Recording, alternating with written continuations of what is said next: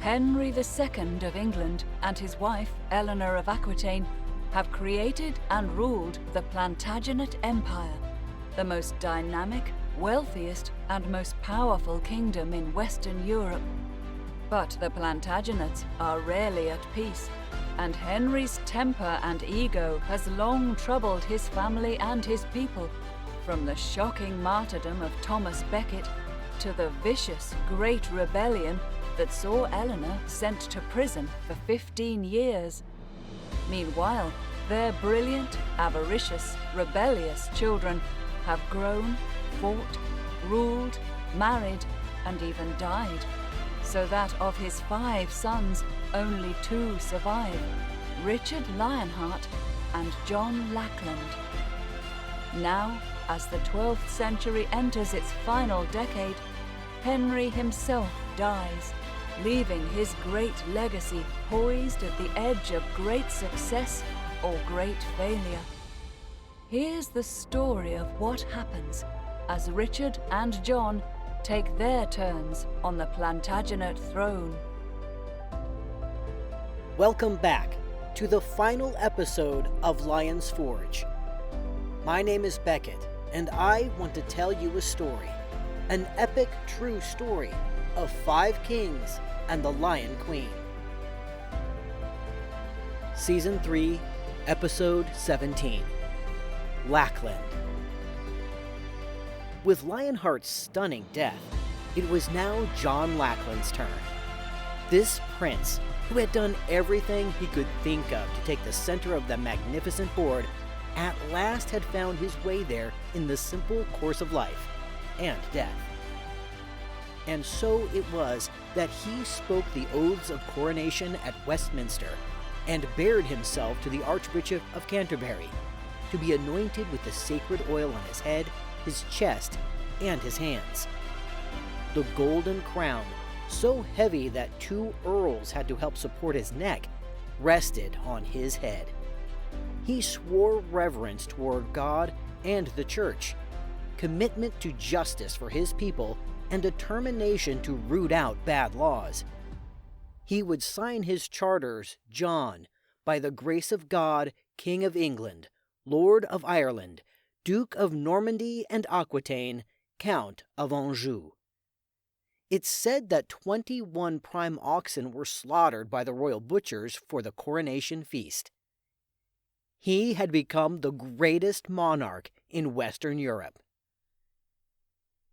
It was John Lackland's misfortune to follow in the footsteps of a king as magnificently kingly as Richard Lionheart. Such a Plantagenet in his energy, ambition, courage, and pure charisma. John would eventually whine that everything unlucky has happened to me. And it has to be said that he had a point. Richard inherited the throne cleanly from his failing, unpopular father, while John became king in the midst of people's stunned horror at Lionheart's incomprehensible death. The boy-nephew, Arthur of Brittany, had been no threat to Richard. But he was a very real threat to John, since many men felt Arthur rightfully outranked John in terms of the succession. The cunning, aggressive French could be faced down with confidence, as long as Richard the Invincible Warrior was in charge. But people were far less trusting when John commanded the army. Then, too, John's majestic brother had left massive debts behind, and had already taxed every man, every ox, every farm, and every abbey to the point where the screws seemingly could not be turned any tighter. The man who then twists them another quarter turn makes people scream. Even John's body couldn't measure up. He grew to a normal height for his time, but it left him probably a full foot shorter than his towering, battle-toughened 6'5" brother, who'd be an impressive physical specimen even today. There's a medieval rendering of our new king which even now can make you laugh. The little inked figure perches on his uncomfortable throne, crown precariously sliding off his head to the vicinity of his left eyebrow. No wonder one brother was known to the world as Lionheart, while the other was forever saddled with Lackland. He does have his defenders here and there, particularly in more recent years, although they've always been pretty thin on the ground. People willing to give him the benefit of the doubt point to his intelligence, that notable Plantagenet family trait, and to his initial interest in good governance, even if such interest became increasingly episodic in practice. He wasn't lazy, at least not at the beginning. He was a refined prince, the first in his notoriously casual male line credited with keeping a household that he liked to see well-fed, well-dressed, and well-mannered. It was said that he regularly bathed himself in scented water, kept tailors and jewelers busy, and ordered things like 4,000 pottery plates and 400 yards of linen for the innovative napkin. He's even credited with the first royal order for sugar in England. Like his father, he cared about having an orderly kingdom, at least before his personality veered off into the almost entirely pathological. As a new king, he vigorously took the chancery in hand, regulating what had become the unconscionable fees people were charged to get almost anything done. Dyers, those tricksters, were now watched over by the king's officers, an early consumer protection initiative. John also agreed to set prices for the best wines from Poitou and Anjou, although this innovation quickly yielded the unintended consequence of a great many happy English drunks. He encouraged the building of towns. Liverpool was his creation, launched on his lands. People were coaxed to settle there by exempting them from many of the taxes of the day. Historians also point with smiles to the carefully copied and dated royal documents that were a trademark of John's reign, in marked contrast to the prior practice of often not bothering to write things down at all. A good many English sheep gave their lives, so the king's chancery could make tidy parchment records of the orders of the day. Along those same lines, John took great interest, as his father had done, in the judicial system. He liked to sit with royal judges as they heard even trivial cases, and would readily go to the realm's legal experts for advice on more difficult questions. If a case was important enough, and the king unavoidably absent, the judges would carefully make a marginal reminder to discuss the case with him.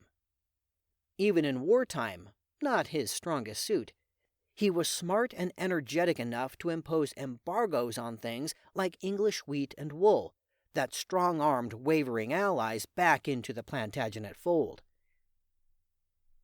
He also inherited an England that was poised for a great century. In the 1200s, it would more than double in population. People marveled at windmills, a wonderful new invention that lifted brutish labor from the backs of men and animals. Churches in the exciting vertical style imported from the French, stone walls open to God's light, were rising from new foundations. Silver had been discovered in Allied Germany. Once mined and minted, there were more convenient silver coins to trickle through men's hands. Mining and minting, in turn, gave people new ways to make a living. So did brickmaking, the new fashion that was gaining on old-time stonework. Trade was becoming a new ticket to wealth. Selling English wool to Flanders weavers was a lovely business, with Flemish money circulating back through the ranks of eager English merchants, weavers, and sheep shearers. Trade and money mixed well. There were 350 formal markets in the country by now, 150 exciting annual trade fairs that drew international visitors. The Channel ports boomed. All of this meant more people doing more things that needed to be recalled with particularity. Some experts believe that painstaking medieval calligraphy, each letter carefully and separately formed, used for centuries by monks and officials to write things down, was too slow for the burst of governmental and commercial work that had to get done in this bustling new era. Pressured clerks started using a simpler style that would come to be called cursive, the flowing letter-join-to-letter writing we use ourselves when we aren't typing. For that matter, there were so many documents to be sealed that more wax was needed, making beekeeping a profession to aspire to. In short, John was blessed with intelligence and much good fortune. Unfortunately, it's always been the other side of his character that puts paid to any idea of being transported back to the early 13th century and becoming friends with John Lackland. By the time he's dead and buried in 1216, he will have lost virtually all Plantagenet holdings in France, alienated rock-solid allies, been credibly suspected of murder, made a reckless, disastrous marriage, and been avaricious enough that simple resentment among his subjects flamed into a civil war that ended with some of his barons offering the English crown to the French prince, Philip Augustus's son. John's evil cruelty became the stuff of legend, mined for its drama centuries after his death. Shakespeare defined John for generations to come as scheming, devious, and weak. We all know the Robin Hood story, where the hero of Sherwood Forest grapples with the evil Sheriff of Nottingham and the sheriff's greedy, tyrannical Lord John, while Richard Lionheart is on crusade. There was real truth in it. The pipe rolls, the English government's careful tally of monies due and settled, testify to so-and-so paying simply to, as the document said, abate the king's ill will. This king's ill will was no minor thing. In the worst cases, it would wreck an entire family, generations of dynastic effort crippled. To be fair to John, men had also paid to calm his father's and brother's notoriously flammable tempers. But not so often, and not so much. If John was in a really bad mood, the distressed nobleman had to sign what amounted to a mortgage on his estates. In later years, typically suspicious that he might be cheated, John started demanding human hostages as collateral, a source of bitterness that bled across generations. You were never entirely sure where you stood, since John loved playing ends against the middle. He'd impose heavy fines on errant lords, and then weeks or months or years later could arbitrarily forgive the debt, which forced indebted barons to swallow their bile and pay obsequious homage to their king. Given so much at stake, a great many powerful men were fawning to John's face while making themselves scarce the rest of the time. William Marshall, an esteemed Plantagenet stalwart, saw fit to spend a good deal of time in Ireland after John took the throne. What made him who he was? There's no objective way to compare 12th century parenting to our own, but it's not hard to feel that John was shortchanged in terms of childhood nurturing. He was placed at Fontevraud, possibly with his 5-year-old sister Joan, when he was scarcely 2. Why these 2 Plantagenet children were housed there has never been adequately explained. They would live at the abbey for some 5 years, and by the time they came out, their mother would be spending the next decade or so in prison. Henry Plantagenet took his youngest son away from Fontevraud when the boy was 6. Life after that was spent largely with his father, a man notorious for his dislike of routine, the very thing that children crave. It wasn't the warmest or most secure of childhoods, even in the tough world of medieval parenting, and it evidently left him at a chilly distance from other people. If human nature follows any logical path of cause and effect, John never learned to trust because he had little experience of security in his own young life. Lacking loyalty himself, he was sure he saw looming disloyalty in everyone else. He didn't know how one might counter it peacefully, so his only response was a dogged determination to ferret it out before it hurt him. One of his biographers details the elaborate checks he put in place throughout his government to prevent being tricked, cheated, or disobeyed, with multiple men assigned to the same job so everyone could keep an eye on each other. Even being a longtime John supporter didn't really protect you. He developed the ugly habit of turning on loyalists who'd served him and his family in peace and war for years, his mind suddenly tormented by the conviction they could no longer be trusted. A mere 10 years had passed since Henry II's death. He had spent his life, his prodigious energy, and his spectacular luck creating an empire woven from the strands of half a dozen dynasties that came before him, from Scotland, from Anjou, from the Aquitaine, from Normandy and Brittany, Ireland, and England. Richard had held it and pushed out into the Mediterranean.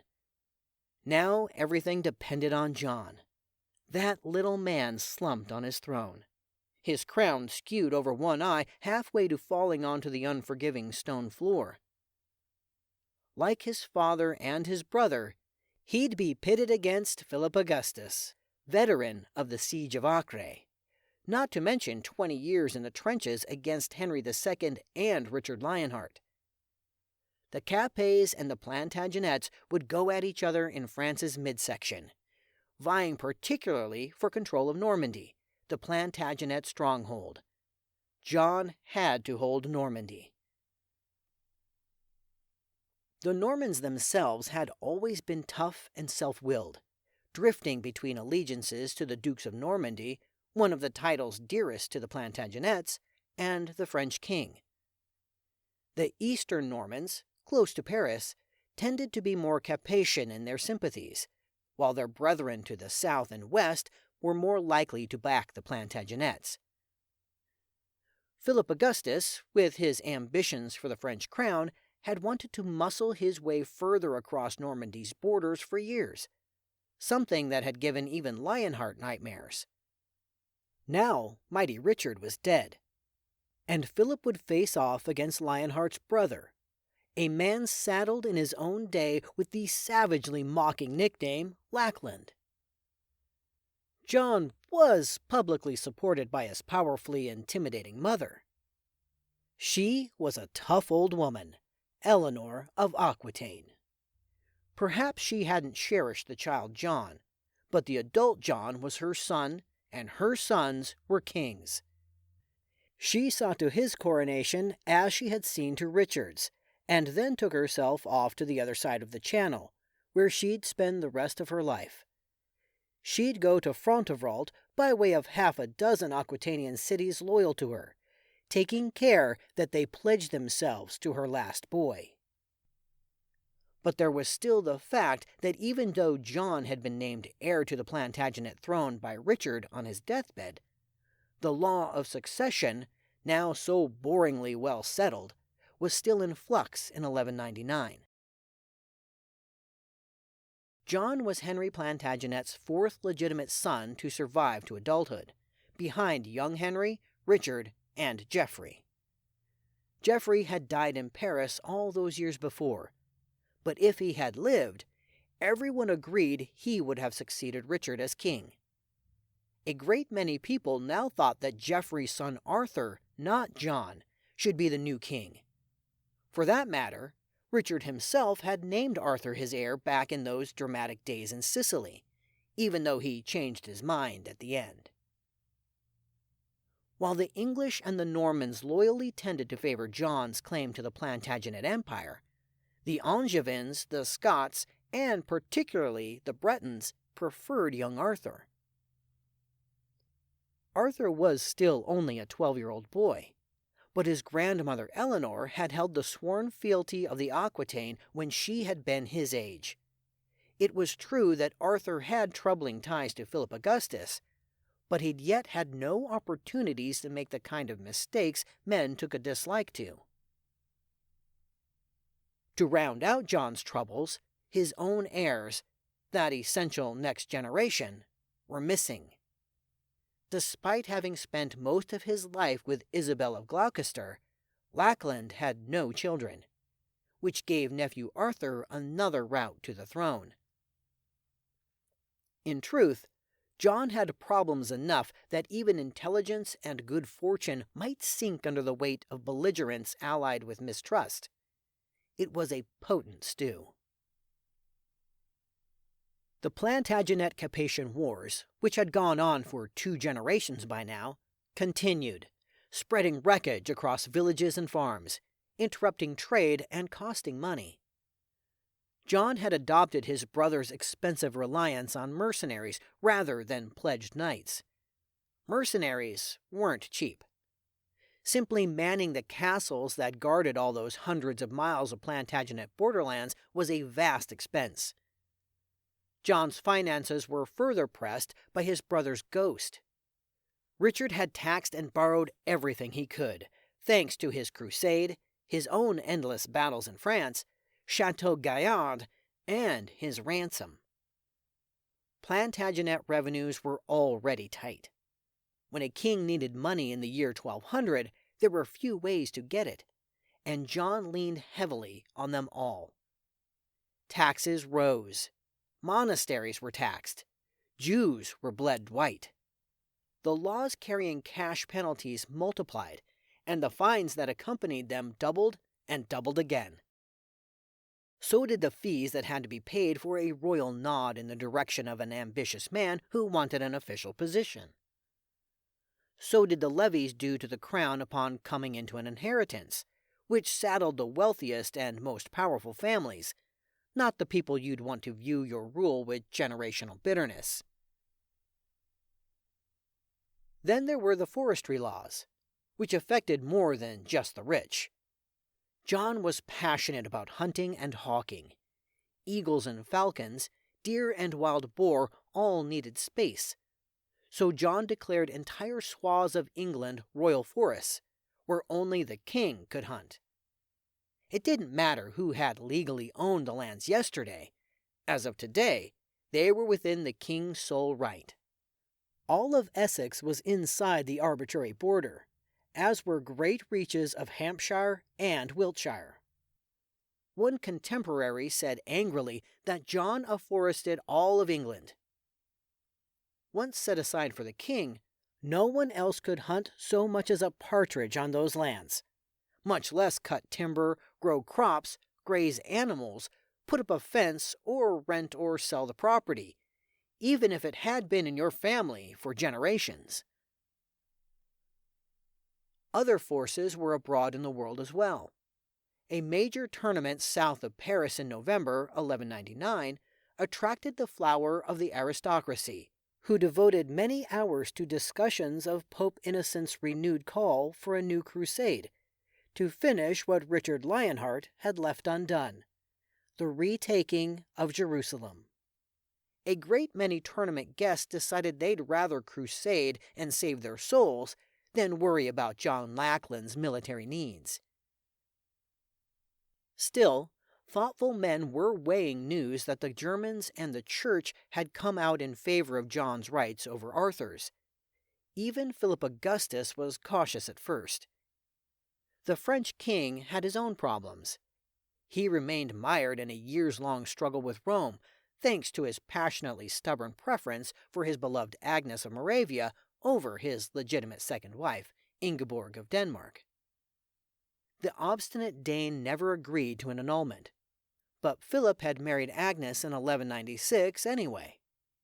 The king was thus left to bob and weave for the better part of 4 years to avoid personal excommunication and national interdict. Philip would sullenly promise to set Agnes aside, only to find he couldn't bear to part with her. The births of 2 Agnes-born babies, including a much-desired second son, didn't make things easier. Philip, publicly pressured by Rome, which ultimately excommunicated him and slapped interdict on France, and John, privately pressured by his kingdom's wobbly finances, were essentially forced to put an end to the decades of Plantagenet-Capetian quarreling. The two sides assembled their nobles, their knights, their bishops, and their clerks in May at a quiet little riverside village on the Seine, called La Goulet. There, as chief counselors leaned forward with their kingdom's great seals, the king signed a truly significant peace treaty. It swapped Philip's acknowledgement of John as King of England and ruler of Plantagenet lands in France for John's recognition of Philip as his overlord on the continent. Arthur, John's rival, was left out, with nothing but Brittany. Having publicly made himself Philip's vassal, John accepted all the responsibilities of a liegeman, including promises to attend Philip's court when summoned, and to supply troops to help Philip with his wars. The Treaty of La Goulet had set troublesome Arthur aside, but never before had a Plantagenet king agreed to acknowledge a Frenchman as his overlord. Nor had the treaty simply made peace. It also wanted to make love. The day after it was signed, there was a Plantagenet-Capetian wedding, that favored medieval sign of supposed abiding peace. The groom would be Philip's son and heir, Louis, 13, ripe to be betrothed. The stumbling block this time was that there was no equivalent royal Plantagenet princess. John had never had children with Isabel of Gloucester. No matter, there were other eligible Plantagenet girls, daughters of the royal family of Castile, where John's sister Eleanor had long been queen. The family matriarch, Eleanor of Aquitaine, now in her mid-70s, took it upon herself to personally escort her granddaughter through the Alps to France. This little girl, known to history as Blanche of Castile, became Prince Louis's bride and lifelong mate, linking the Capets to the Plantagenets at last. Perhaps it was the sight of love blooming anew in that first May of a new century that triggered the thought in John's head that it was time for another wedding, this time his own. John's relationships with women generally were not of the tenderly romantic school. He fathered a brood of bastards. He's definitely credited with 5, while some genealogists claim 12. Several of the most belligerent rebel barons of John's later reign claimed to have been deeply wronged by Lackland's aggressive pilfering of their women. By the spring of 1200, John had recently parted ways with his barren first wife, Isabel of Gloucester, after 12 years of matrimony. They had no children, and Isabel was suspiciously agreeable to the annulment John won from some compliant bishops. But even though the annulment freed him, John's situation was messy. In his early 30s, he needed a legitimate heir, and he needed one quickly, given that many of his subjects thought Arthur of Brittany a perfectly acceptable, even preferable, alternative. There are records that he sent a delegation to Portugal in search of a new wife, but it turned out that no princess from Lisbon would sit beside him.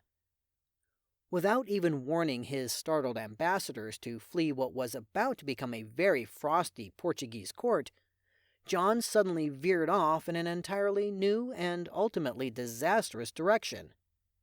His next wife was to be a singularly inappropriate lady, Isabella of Angoulême. Angoulême, deep in the heart of the Aquitaine, was historically one of the most notoriously treacherous holdings in the Plantagenet Empire. Lionheart had fought rebels there most of his life. He was fighting there when he died. The two most powerful local lords, Angoulême and Lusignan, had often blatantly allied themselves with the kings of France. However, Plantagenet-Lusignan relations mellowed during the Third Crusade, and there's evidence that Richard himself engineered a betrothal between the Angoulême heiress Isabella, already considered a staggering beauty despite being little more than a child, and Hugh Lusignan, the ninth of his line, who was in his 30s at the time and contemplating his second marriage. Isabella was unquestionably a spectacular heiress.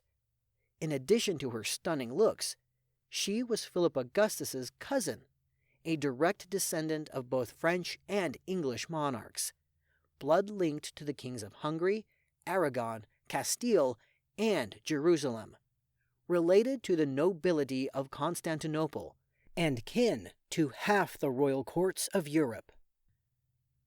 She was so well connected that her family tree, with all its interlocking lines and arrows, looks like a parody.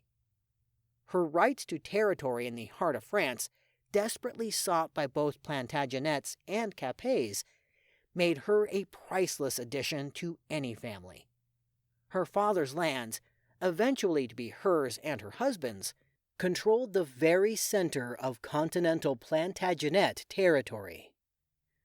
The Lusignans had scored a bride who combined every one of the most admired attributes of a medieval wife. She was young, gorgeous, brimming with promised fertility, impeccably noble, very rich, and strategically invaluable. But Isabella did not marry a Lusignan. Instead, she married none other than John Lackland. The specifics of John's sudden marriage to this goddess are cloudy. We're not sure how old Isabella was when things began to move with speed in 1200. Most historians calculate that she was not more than 15, and quite possibly as young as 9, which made her some 20 years younger than either Hugh Lusignan or John Lackland. Some historians believe Isabella hadn't yet married Hugh. Others think they were in fact married, but believe that Isabella's youth had caused her husband to courteously delay bedding her, leaving the marriage unconsummated. Whatever had occurred between Hugh and Isabella, John somehow managed to engineer his own marriage to the delectable heiress in the late summer of the year 1200, and saw to it that she was crowned and anointed Queen of England. The Lusignans, robbed, were furious, a sorry end to what had been newfound friendship between the Plantagenets and one of their most notoriously rebellious dynasties. As for the scandalous marriage, it didn't do all that well as the years passed. There was gossip that John at first could scarcely bring himself to leave Isabella's bed. If you believe that Isabella was merely a girl when she married, the marriage looks very ugly.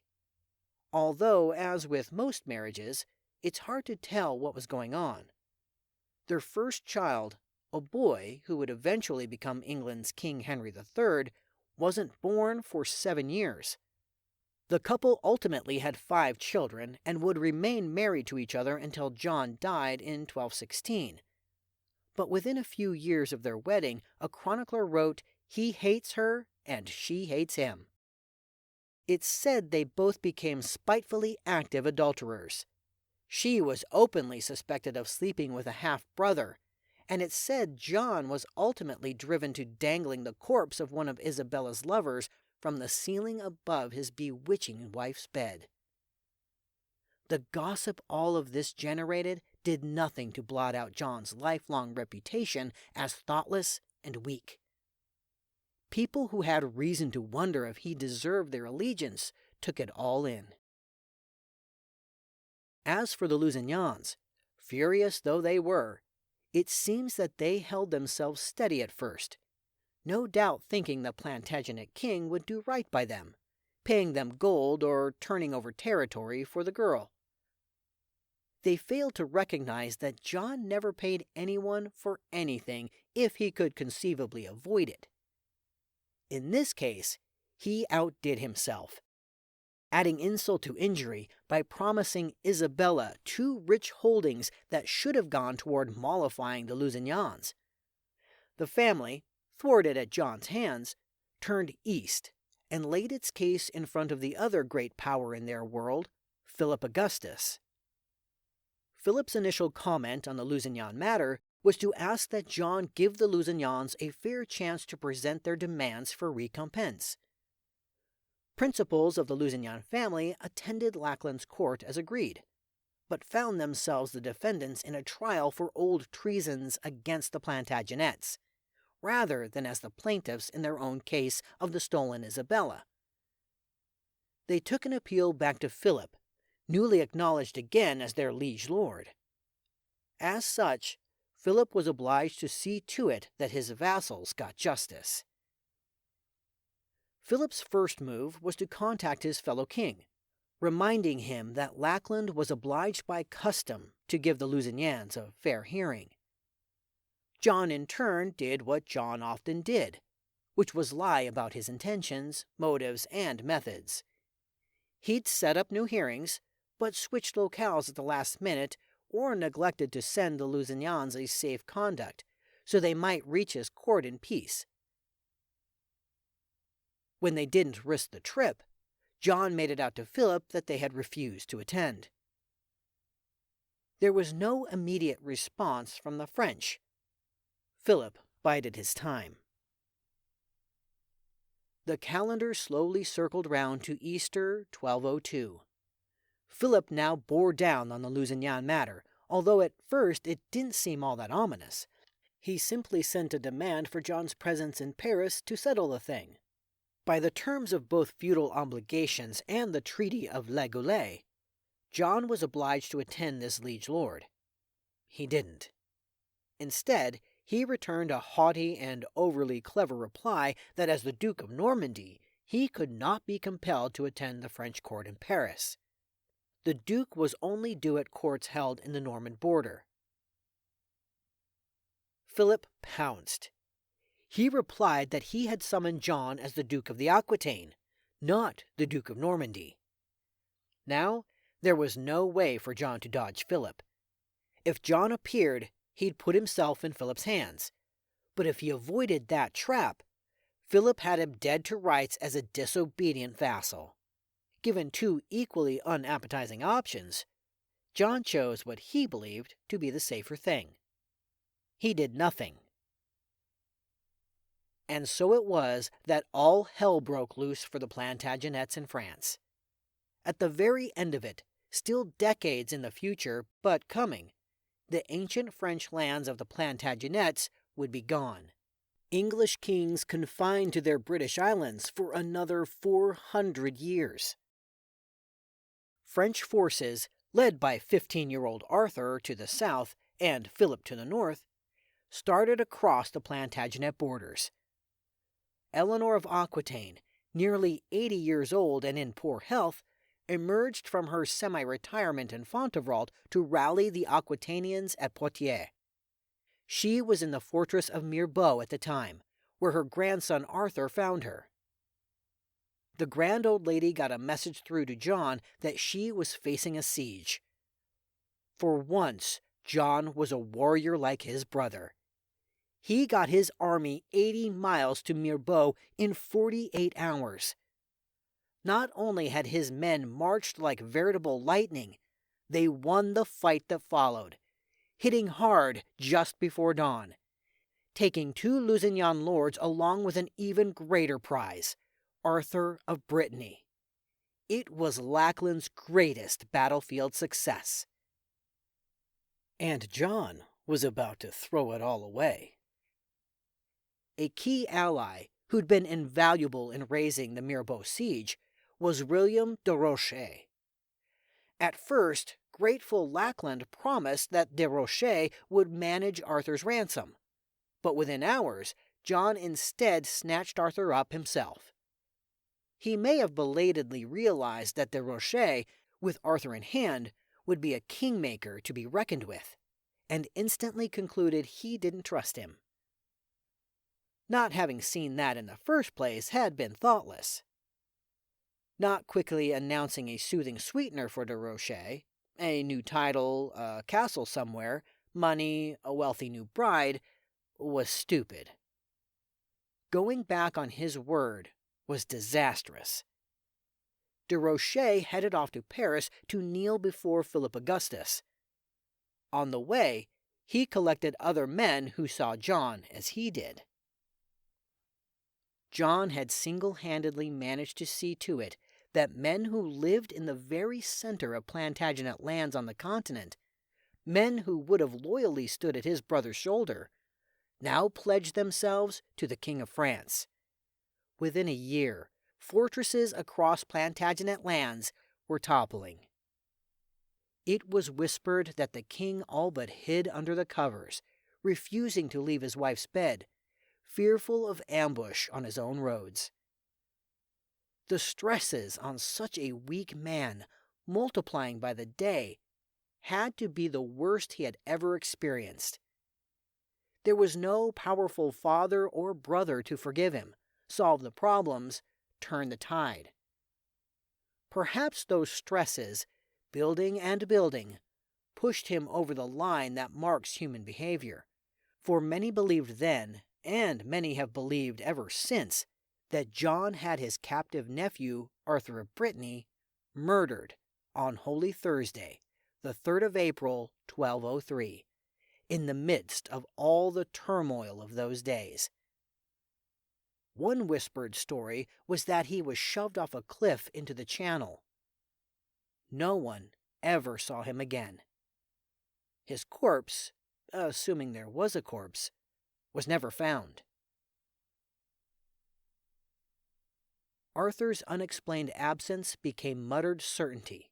First, that he was dead, and ultimately that he was dead because his uncle had caused it. Given the lack of any proof, it took years.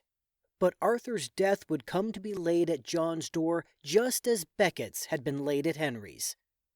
The key difference was that while everyone knew Becket had died, they also knew Henry hadn't actually put his own hands on him. No one would swear that same oath about John and Arthur, as whispered stories circulated across Europe. Historians tend to think that by now John was shell-shocked. The ugly unwinding of his empire was picking up speed. Richard had controlled because no one had the slightest expectation he'd fail.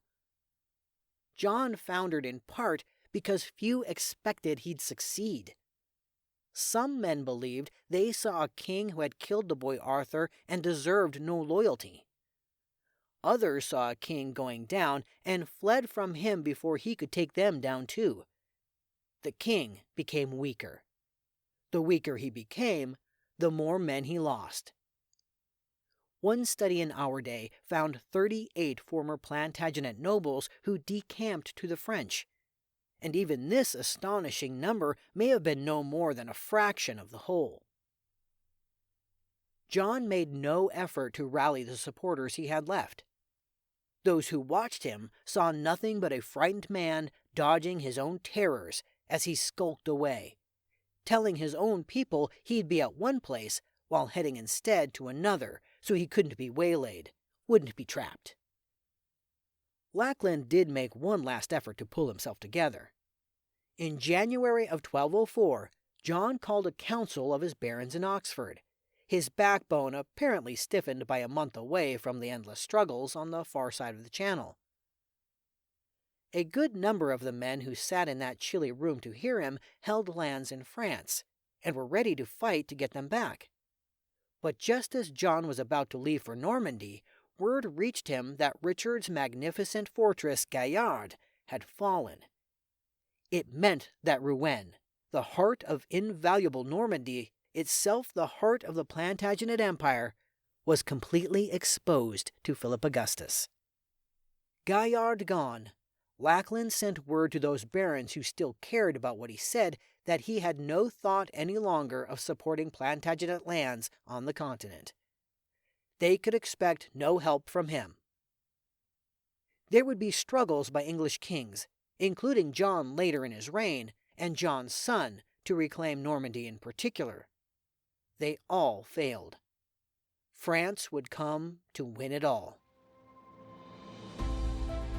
And in that fated spring of 1204, Eleanor of Aquitaine died in her 80th year. The day was either a Wednesday, March 31st, or Thursday, April 1st. Another day in another of the springs that time after time had brought incalculable change to her changeable life. Carl Sandburg wrote a poem hundreds of years later that seems perfectly fit for that early spring day in the year 1204. White pigeons rush at the sun, a marathon of wing feats is on. Who most loves danger? Who most loves wings? Who somersaults for God's sake in the sun and blue on an April Thursday? And so we come to the end of our telling of the first Plantagenets, people whose brilliant histories of births, deaths, marriages, murders, crusades, bravery, cowardice, lust, and innocence still pull us into their drama centuries after they strode across the stage. We've so enjoyed bringing them to you, and hope to be back before too long with another series on later kings living their own tumultuous lives. Thank you for taking this journey with us.